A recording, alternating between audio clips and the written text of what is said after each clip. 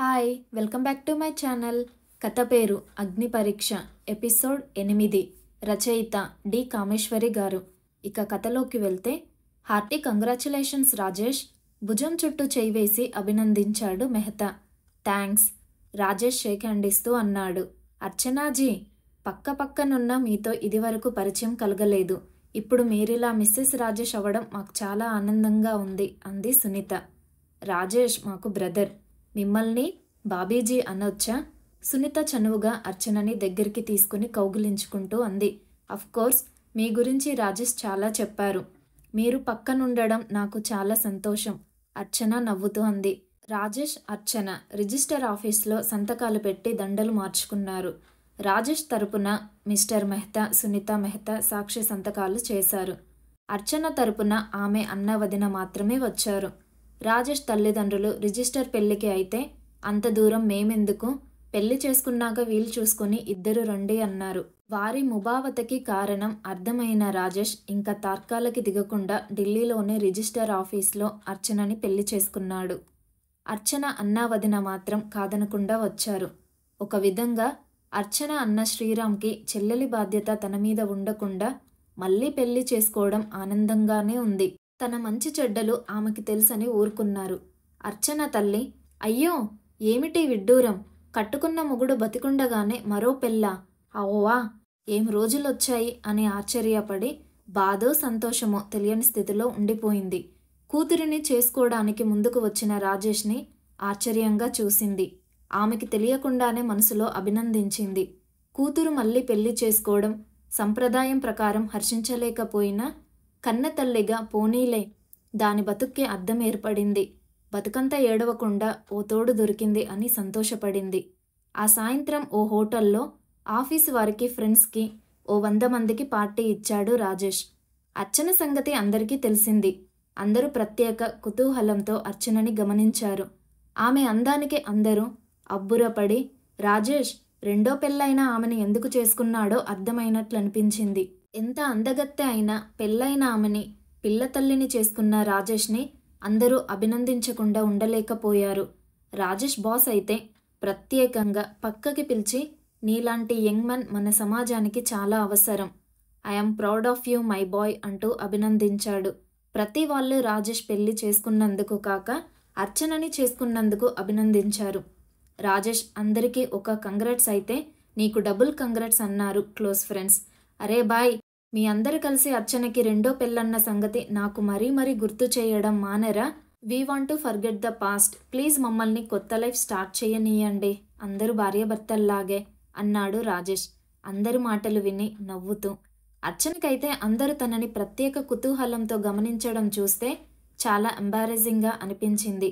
ఎదుట ఏమనకపోయినా అందరూ తన విషయమే మాట్లాడుకుంటున్నట్టు ఆమె గుర్తించింది. ఎంత తొందరగా పార్టీ అయిపోతుందా అన్నట్టు ఇబ్బంది పడింది.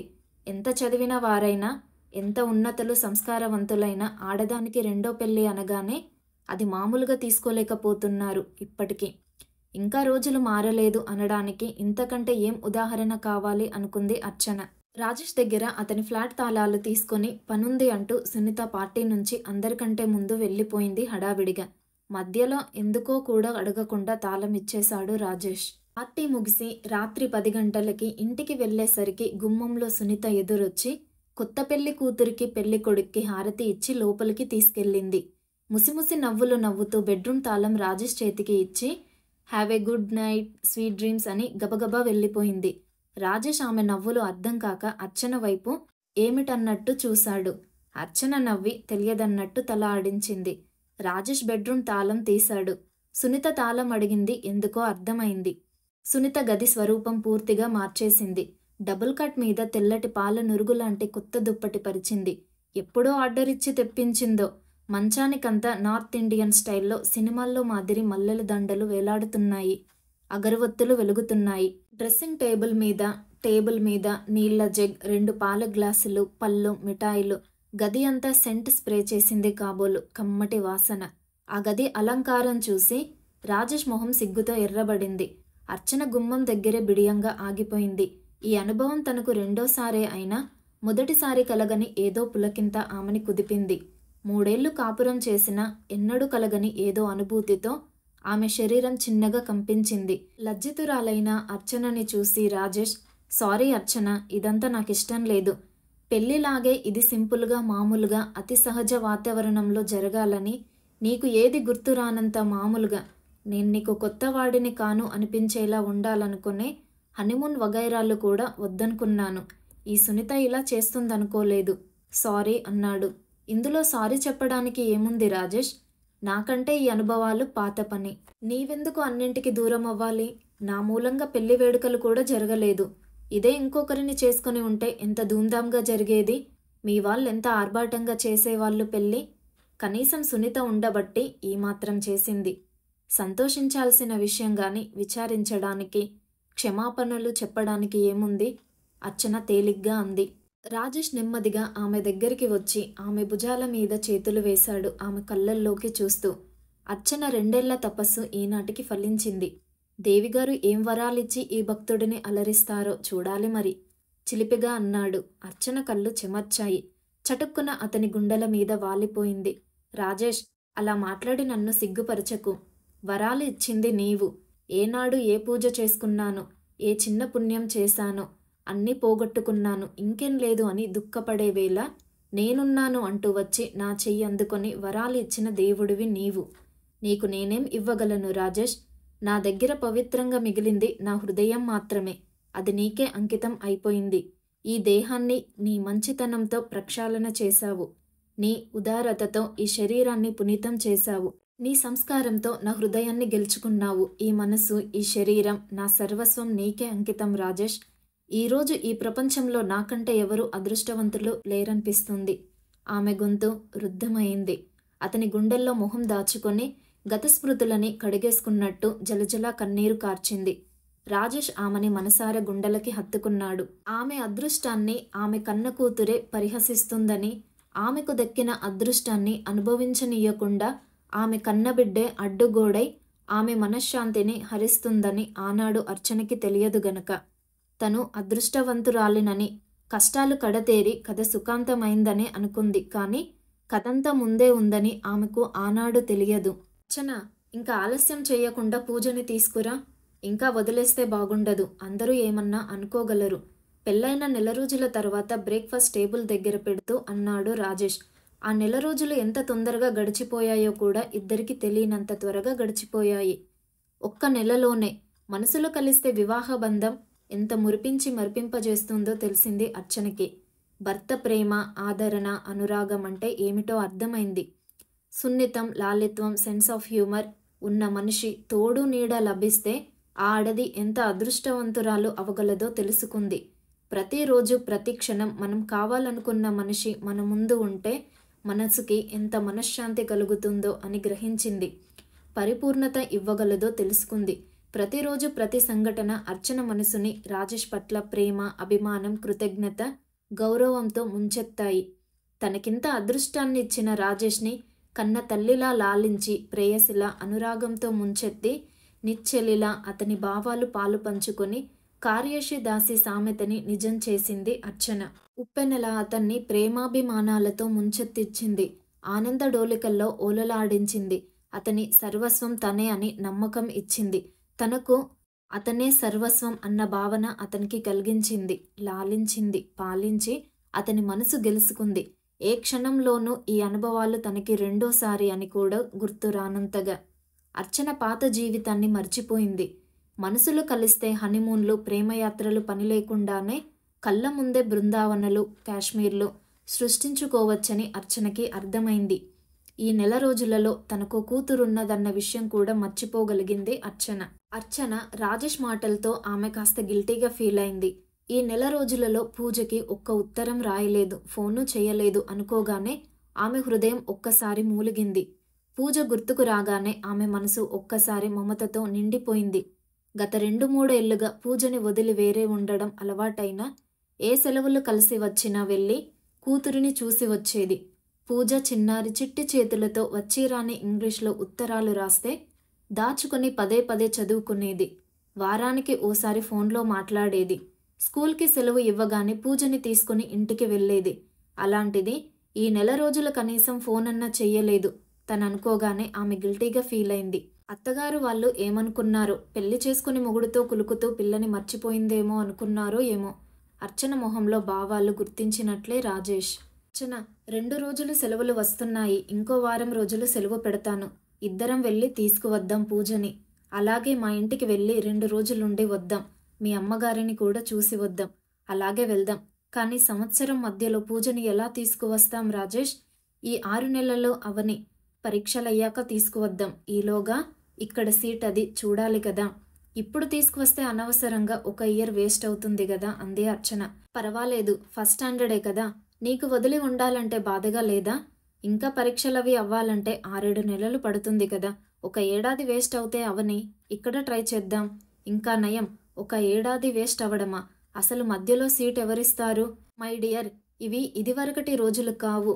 లోయర్ కేజీ క్లాస్లో సీటు దొరకాలంటే ఎంత గగనం అవుతుందో నీకు తెలియదు. ఒక్క 6 నెలలేగా, గత 3 ఏళ్ళు ఉండలేదు. ఇంకో 6 నెలలు ఎంతలో గడుస్తాయి? ఒకసారి వెళ్ళి చూసి వద్దాం. సెలవులివ్వగానే తీసుకువద్దాం అంది అర్చన. సరే, ముందు మా ఇంటికి వెళ్ళి 2 రోజులుండి వెళ్దాం. అమ్మా నాన్నల దగ్గర నుంచి ఉత్తరాలే లేవు. కోపం వచ్చినట్టుంది వాళ్ళకి. ఏమిటి ఈ పెద్దవాళ్ళు, వాళ్ళ చాదస్తాలు? కాస్త బాధగా అన్నాడు. వాళ్ళని బ్లేమ్ చేయకు రాజేష్. వాళ్ళ స్థితిలో రేపు మనము అలాగే ఆలోచిస్తాం. ఎవరన్నా కానీ తన కొడుకు ఓ రెండో పెళ్లి చేసుకోవడానికి ఇష్టపడతారా? వాళ్ళ బాధ వాళ్ళకుంటుంది. ఈ అందాల బొమ్మని చూస్తే వాళ్ళు కరిగిపోతారులే.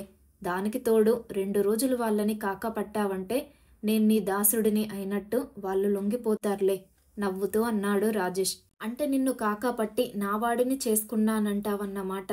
అర్చన తర్జన చూపి బెదిరిస్తున్నట్లుంది. మరంతే, నీవింద్రుడివి చంద్రుడివి, నా పాలిట దేవుడివి. నీ అంత మంచివాడు లేడు. నాకంటే అదృష్టవంతురాలసలే లేదు. ఈ నెలలో ఈ మాటలెన్నిసార్లు అని నన్ను బుట్టలో వేశావు మరి? చిలిపిగా అన్నాడు. బాబీజీ, ఏమిటా జోకు? మాక్కూడా కాస్త చెప్పండి. సునీత చిన్న కటోరితో ఏదో పట్టుకొని వచ్చింది లోపలికి. అబ్బబ్బా, ఎంత కొత్త దంపతులైతే మాత్రం ఏమిటయ్యా బాబు! 24 గంటలు ఇంట్లోంచి బయటికి రాకపోవడం. మెహతా కూడా ఆమె వెంట లోపలికి వచ్చాడు. రండి రండి, సరిగ్గా వేళకి వచ్చారు. ఈరోజు దోశలు చేస్తున్నాను. మిమ్మల్ని బ్రేక్ఫాస్ట్కి పిలవాలనుకుంటుండగానే వచ్చారు సరిగ్గా. అర్చన మనస్పూర్వకంగా ఆహ్వానించింది. Don't bluff my dear sister. ఏదో వచ్చాం గదా, పొమ్మనలేక ఏదో అంటున్నారు. పొమ్మన్నా పోయేవాళ్ళం కాదులేండి. ఇంకా 4 రోజులైపోయింది. ఇంకా హనీమూన్ ఏమిటి? 4 రోజులైనా ఇంకా తలుపు బిడించుకొనే ఉంటున్నారు. ఎలాగయ్యా బాబూ? అంత మీలాగే ఉంటారనుకుంటారు పాపం.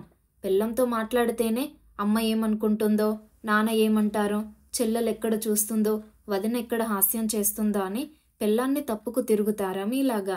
సునీత దెబ్బి పొడిసింది నవ్వుతూ. అవునవును, పెళ్ళంతో మాట్లాడుకుంటుండగానే 9 నెలల్లోనే తండ్రిని అయిపోయాను కాబోలు కొంటెగా అన్నాడు మెహతా. చాలేండి ప్రతాపం. పిల్లలు పుట్టడానికి పెళ్ళంతో మాట్లాడక్కర్లేదు, సునీత చిరుకోపంతో అంది. బాగుంది, ఇన్నాళ్ల తర్వాత ఇప్పుడు మీ దెబ్బలాట. పోనీ సునీత, ఇప్పుడు వెళ్ళకూడదు హనీమూన్కి? రాజేష్ కుంటగా అన్నాడు. పిల్లల్ని మా దగ్గర వదిలి వెళ్ళి తిరిగి రండి. కావలిస్తే ఓ 10 రోజులైనా సరే, అర్చన అంది. బావుంది. వాళ్ళ హనీమూన్ దెబ్బ నాకా మధ్యలో? రాజేష్ చిలిపిగా అన్నాడు. సరేలే, ఇప్పుడు ఆ మజా ఏముంటుంది వెళ్ళినా? ఏమిటో పెళ్ళి, వెంటనే ఏడాది తిరగకుండా పిల్ల, తర్వాత బాబు, ఆ తర్వాత ఉద్యోగం. రోజు ఈ పరుగుల హడావిడి. అసలు పెళ్ళంటే ఇంతేనా అనిపిస్తుంది నాకు. సునీత కాస్త నిరాశగా అంది. మా నార్తులో కొత్త కోడలు సరదాలు, అత్తింట కోడలు ఒదిగి ఒదిగి ఉండడం ఇవన్నీ ఎక్కువ మీ సౌతులో కంటే. నన్నంటుంది కానీ పగలంతా వంటింట్లోనే ఉండేది ఈవిడ మా అమ్మ వెనకాలే. మాలో కోడలు వచ్చిందంటే వంటిల్లు అప్పగించేస్తారు అత్తగారు. అప్పుడు మేమక్కడ ఉండేవాళ్ళం. ఏమీ ప్రైవసీ ఉండేది కాదు. Joint families. సరేలే, మన గొడవలతో వీళ్ళనెందుకు బోర్ కొట్టియడం? ఏంటయ్యా రాజేష్, ఇవాళ మీ ప్రోగ్రాం ఏంటి? సాయంత్రం పిక్చర్ చూడ్డానికి వెళ్దామా అన్నాడు మెహతా. ముందు ప్రోగ్రాం దోశలు తినడం, తర్వాత మిగతాది. అర్చన నవ్వుతూ వంటింట్లోకి వెళ్ళి స్టవ్ వెలిగించి పెనం పెట్టింది. ఓ వారం 10 రోజులు సెలవు పెట్టి ఇంటికెళ్ళి అమ్మా నాన్నలకి అర్చనని చూపించాలి. తర్వాత అర్చన వాళ్ళ అమ్మగారిని చూడాలి. పూజని కూడా చూడాలి. పాపని తీసుకువద్దామంటే ఈ ఏడాది స్కూల్ పోయి 1 ఇయర్ వేస్ట్ అవుతుంది అని అంటుంది అర్చన. నిజమే, మధ్యలో ఎందుకు తీసుకురావడం అన్నాడు మెహతా. నిజమే అనుకో, కాని వాళ్ళంతా ఏమనుకుంటారేమోననే భయం నాకు. పెళ్ళయ్యాక పిల్లని వదిలేసిందని అర్చన గురించి అనుకుంటారేమోనని భయం. భయ్యా, నీ మంచితనమే నీకు శ్రీరామ రక్ష అవుతుంది. అర్చన, ఈ అదృష్టాన్ని 10 కాలాల పాటు నిలుపుకోవాలి నీవు మనస్ఫూర్తిగా అంది సునీత. ఈ నెల రోజులలో సునీత, అర్చన ఎంతగానో కలిసిపోయారు. అర్చనకి ప్రతిదానికి సాయపడుతూ చేసిన ప్రతి కూరో, పప్పో, స్వీటో ఏదో ఒకటి ఇస్తూనే ఉంటుంది సునీత. ప్రతి ఆదివారం తమ ఇంట్లోనే భోజనం చేయాలనేది. ఇంట్లో ఫర్నిచర్ సర్దడం దగ్గర నుండి పరదాల సెలక్షన్ వరకు సునీత సహాయమే తీసుకునేది అర్చన. అలాంటి పొరుగువారు దొరకడం అదృష్టం అనుకుంది. 2 కుటుంబాలు సరదాగా పేకాట ఆడుకోవడం, పిక్నిక్లకి వెళ్ళడం, కలిసి హోటల్కి వెళ్ళడం. ఒక్క నెలతోనే అర్చన సునీతల సన్నిహితం ఏ రహస్యము దాచుకోనంతగా పెరిగింది. అర్చన, మీ అత్తగారు మామగారిని ప్రసన్నుల్ని చేసుకుని రాజేష్కి ఆ వర్రి మిగలకుండా చూడాలి నీవు. దోశలు వేస్తున్న అర్చన దగ్గరికి వెళ్ళి నెమ్మదిగా అంది సునీత. అదే ఆలోచిస్తున్నాను సునీత. ఎలాగైనా నా చేతనైనంత వరకు వాళ్ళని మెప్పించడానికి ప్రయత్నిస్తాను. రాజేష్ని ఆనంద పెట్టడం కంటే నాకింకేం కావాలి? పెద్దవాళ్ల కోపం ఎన్నాళ్ళుంటుందిలే. కాస్త ఆదరంగా, గౌరవంగా, అభిమానంగా పలకరిస్తే వాళ్లే మర్చిపోతారు. ఏమన్నా ప్రజెంటేషన్స్ పట్టుకెళ్ళు సలహా ఇచ్చింది. దోశలు ప్లేట్లో సర్ది టేబుల్ మీద పెడుతూ. ఏమిటా గుసగుసలు? వంటింట్లో చేరి బయటికి రాకూడదా? మెహతా పిలిచాడు. మేం వంటింట్లో చేరకుండా తమరికి దోశలు ఎలా వస్తాయో? తినండి తినండి, మా ఆడవల్ల కబుర్లు మీకెందుకు? సునీత దబాయించింది. అబ్బా, మా ఆవిడ రాక్షసి. నోట్లో మాట నోట్లో ఉండగానే కరుస్తుంది మీద పడి. అందులో ఉద్యోగం చేయడం మొదలుపెట్టాక పేట్రేగిపోతుంది. మెహతా భార్యని ఉడికించాడు. ఆయనలా వాగుతుంటే తమ్ముడివే అయ్యి ఇలా ఊరుకుంటావేమిటి రాజేష్? ఆయన వాగుడు నిజం కాదని నీకు తెలిసినట్టే నాకు తెలుసు కనుక ఊరుకుంటున్నాను అని నీకు తెలుసుగా? రాజేష్ నవ్వుతూ అన్నాడు. ఈవిడతో ఏమిటిలే అర్చనాజీ, ఇంకో దోసే. అబ్బా, హోటల్ దోశల కంటే బావున్నాయి. మా ఆవిడ చేస్తుంది. నాన్ రొట్టెలా సాగుతాయి వెక్కిరిస్తూ హేళనగా అన్నాడు. అవునవును, పొరుగింటి పుల్లకూర అలాగే రుచిగా ఉంటుంది సునీత వెక్కిరించింది. ఆ నాన్ రొట్టెలే 6 డజన్లు మింగుతారు. ఇద్దరి దెబ్బలాటలు, వాదనలు చూస్తూ తామింకో 2 ఏళ్లు పోతే ఇలాగే తయారవుతామా అని రాజేష్. ఇలాంటి చిలిపి కయ్యాలు, కలహాలు కూడా తనెరగదే ఇన్నాళ్ళు అని అర్చన అనుకున్నది.